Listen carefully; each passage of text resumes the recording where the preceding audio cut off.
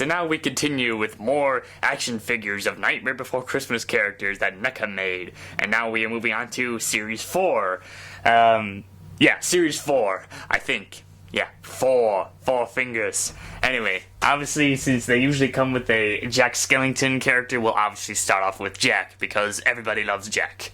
So here he is, but this time as the Pumpkin King of Halloween Town. But yeah, obviously in his Pumpkin King form. It's pretty, very cool that they actually did do a Pumpkin King, because when they did their original line of Nightmare Before Christmas toys, they made a Jack one and all they had was a pumpkin head. So yeah, it was supposed to be the Pumpkin King form, but no, here's the real deal. Here's the actual Pumpkin King. Has movable joints, it can move his head around, which is pretty cool. Has arms that move around, twist. Basically just the same design as the other Jack figures, the movable joints. At least this one looks more scarecrow-ish like. And also, yeah, it comes with the base, nothing fancy. Let's see if I can get it off. Now, the legs are kind of interesting because they're a bit structured a bit differently. Like, the feet are, obviously, if you look this way, the feet are forward that way. And if you look on the hinges, they're a bit off-center. And that's mainly because with Jack's little crazy dance that he does when he sets himself on fire, then jumps into the fountain. But anyway, yeah, movable joints, move the legs around, you can twist them. Kind of. Yeah, twist. And then bend them. There. Crazy dancing with all the crazy stuff. And as you've already seen before, he comes with a little Halloween Town sign that sticks in his back. See if I can get it off. There we go. Whoops, and I bumped the camera again. So here's the sign. Yep, it's just Halloween Town.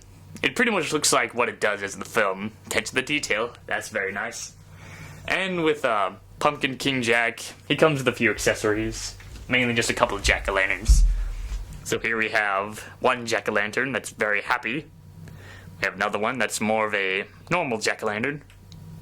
We have another one that has a creepy face, or a creepy grin. And a very little tiny little jack-o'-lantern with a little angry face on it.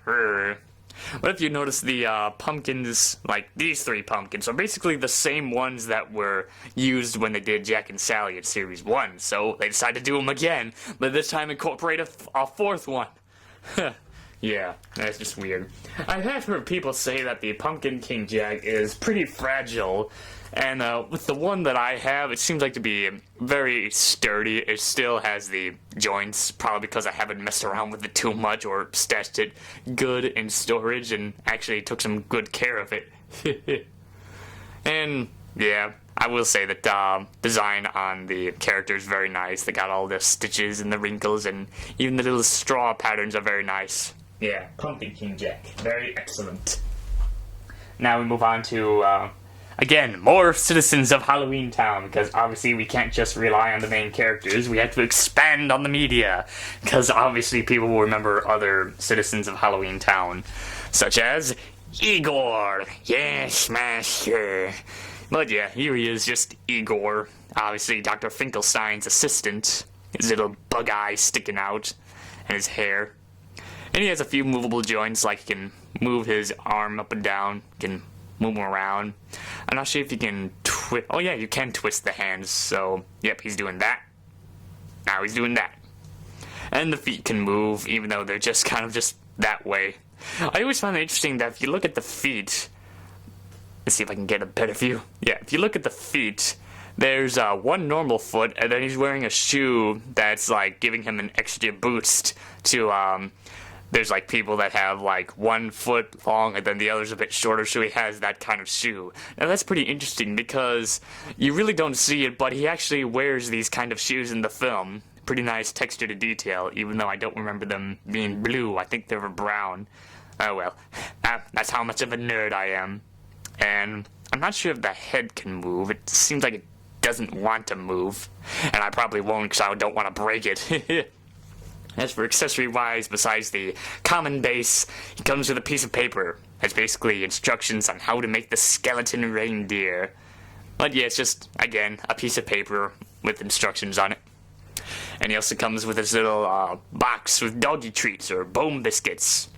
And of course, comes the little treat. Little bone biscuit treat, so he can just munch on it for being a good assistant. Biscuit tastes good. It's pretty nice texture and detail for it. Very nice for doing Igor for the first time, who's probably a not that well-known character, because obviously a lot of people remember Dr. Finkelstein, or maybe a lot of people don't remember Igor. Anyway, we move on to our next one, which is the devil himself. Well, yes, here's the devil, since he does appear in the film. What Halloween theme would be incomplete without a devil? So yes, here he is, with his movable head.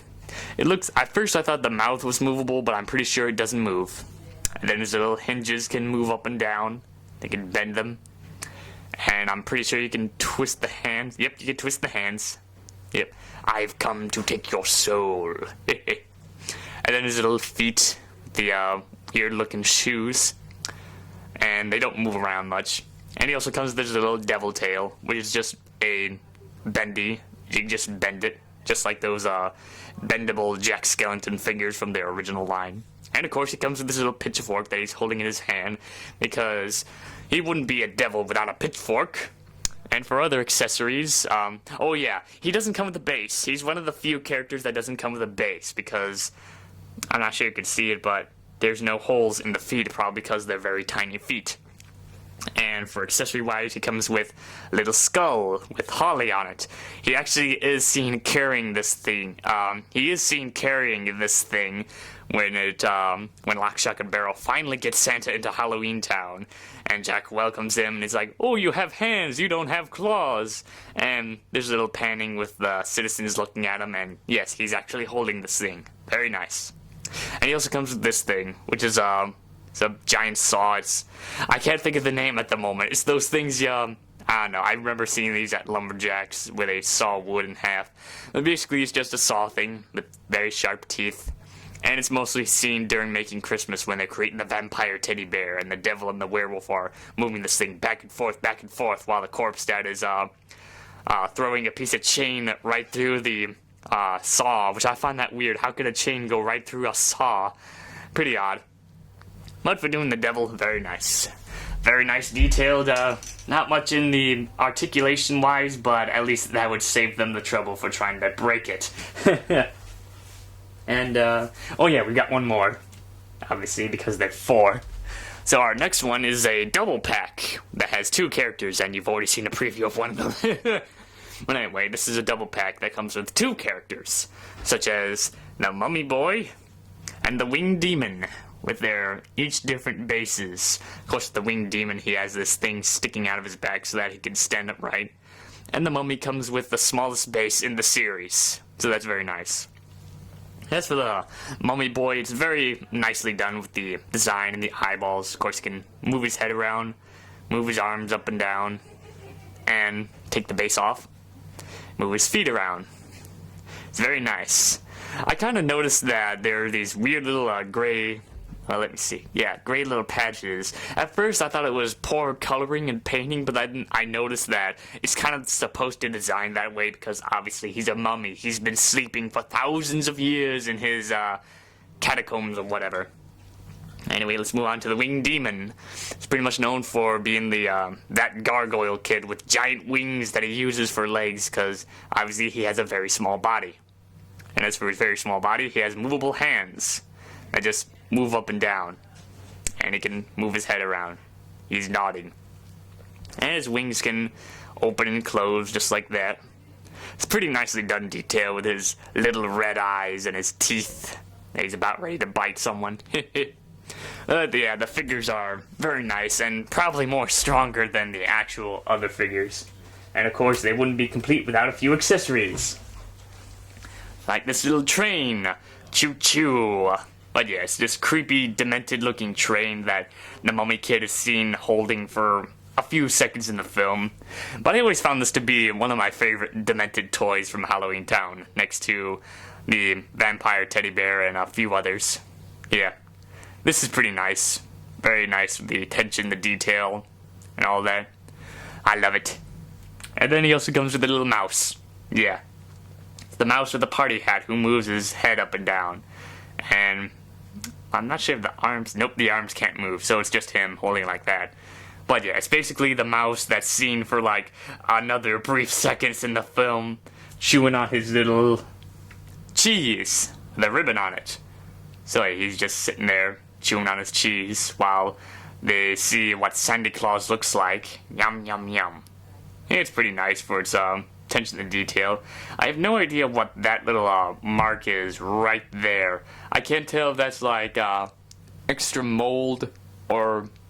Yeah, I think that's an extra mold. It just makes him look ugly. But oh well, rats are ugly to begin with. Well, yeah, move that aside. Move that out of the way. At least I didn't drop anything this time.